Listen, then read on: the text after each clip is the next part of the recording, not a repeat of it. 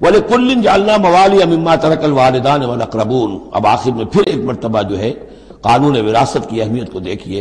اور ہر ایک کے لیے ہم نے مقرر کر دیے ہیں حصے وراثت میں جو بھی چھوڑتے ہیں والدین یا رشتہ دار۔ وَالَّذِينَ عَقَدَتْ أَيْمَانُكُمْ، ایک نیا مسئلہ یہ پیدا ہو گیا تھا کہ ایک دوستی ہوتی ہے، بھائی چارہ ہوتا ہے،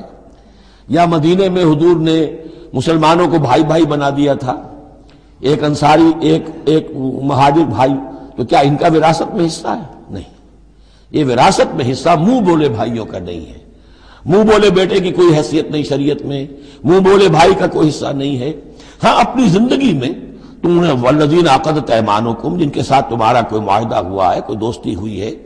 فآتوہم نصیبہم، انہیں ان کا حصہ دے دیا کرو، یعنی اپنی زندگی میں ان کے ساتھ جو بھلائی کرنا چاہو، کوئی ہبہ کرنا چاہو اپنی وراثت میں سے بھی، اپنی وراثت میں سے وصیت کرنا چاہو، یہ کر سکتے ہو۔ لیکن جو کہ قانون وراثت میں طے ہو گیا ہے، لا وصیت لوارث، پھر وارث کے لیے کوئی وصیت بھی نہیں،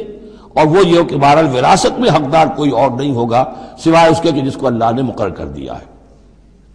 ان اللہ کان علی کل شیء شہیدا، یقیناً اللہ تعالی ہر چیز پر گواہ ہے۔